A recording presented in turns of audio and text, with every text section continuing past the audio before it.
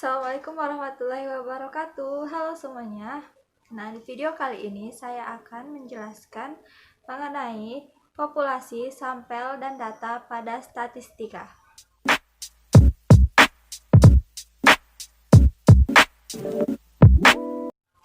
Oke lah, langsung saja kita akan lanjut ke videonya. Oke guys, sebelum kita langsung memasuki mengenai tentang populasi, sampel, dan data, ada baiknya kita mengetahui apa itu statistika. Nah, untuk yang belum tahu, statistika adalah ilmu yang mempelajari tentang cara-cara untuk mengumpulkan data, mengolah dan menganalisa, kemudian menarik kesimpulan mengenai data yang sudah ada. Nah, dari sekumpulan data tersebut pasti akan berbentuk diagram, tabel, ataupun bentuk yang lainnya. Nah, itu yang disebut dengan statistik. Statistik dengan statistika itu berbeda ya, kawan-kawan. Statistika adalah ilmunya yang mempelajari, sedangkan statistik itu sebuah sekumpulan data yang telah dikumpulkan. Oke, setelah mengetahui apa itu statistika, kita akan lanjut ke pembahasan kita berikutnya mengenai populasi, sampel, dan data. Pertama, kita akan membahas populasi dan sampel. Kenapa? Karena keduanya saling keterkaitan. Tapi kedua tersebut juga ada kaitannya dengan data. Nah, yang pertama kita membahas mengenai populasi. Populasi merupakan sekumpulan orang atau benda yang memiliki karakteristik yang sama untuk diteliti. Sedangkan sampel adalah sebagian dari populasi yang akan lebih dalam untuk diteliti. Oke, kita akan mengambil contoh untuk populasi dan sampel. Misalnya di dalam sebuah kalimat, pemerintah Kota Padang Sidimpuan akan melakukan tes swab di Pasar Sanggumpal Bonang untuk mengetahui penularan COVID-19 di daerah tersebut. Jadi populasinya itu yaitu seluruh pedagang dan pembeli yang ada di Pasar Sanggumpal Bonang. Sedangkan sampelnya itu yaitu sebagian pedagang dan pembeli yang ada di Pasar Sanggumpal Bonang. Dari contoh tersebut, populasinya berarti keseluruhan yang ada di Pasar Sanggumpal Bonang, baik itu pedagang maupun pembeli dan orang-orang yang beraktivitas di daerah Pasar Sanggumpal Bonang. Sedangkan untuk sampelnya sebagian atau beberapa pembeli dan pedagang yang ada di Pasar Sanggumpal Bonang. Oke, setelah mengetahui apa itu populasi dan sampel, selanjutnya kita akan membahas mengenai data.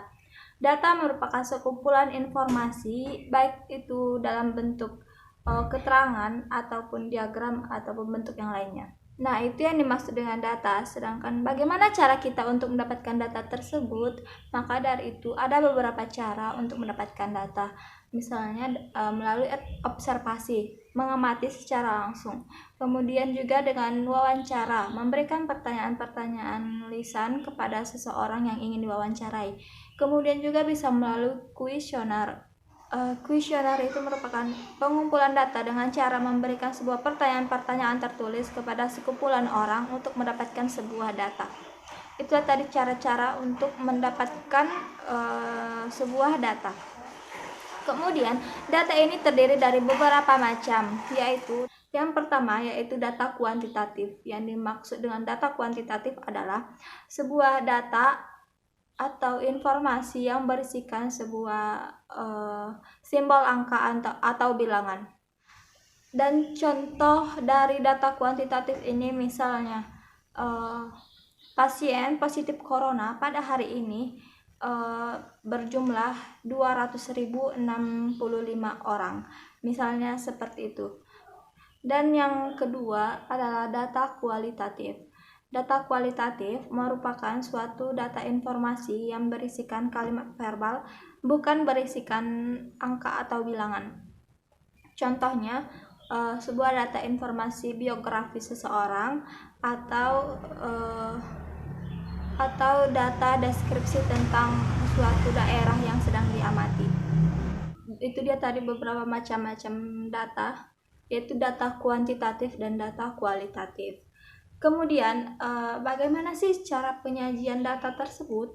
Nah, suatu data itu disajikan bisa dalam bentuk diagram maupun tabel ataupun grafik dan yang lainnya. Nah, itu dia tadi penjelasan mengenai data. Secara keseluruhan, populasi, sampel, dan data itu saling berkaitan. Suatu populasi atau sampel yang sedang diteliti itu dapat disajikan dalam bentuk data. Maka dari itu, populasi, sampel, dan data itu saling berkaitan dan saling mempengaruhi.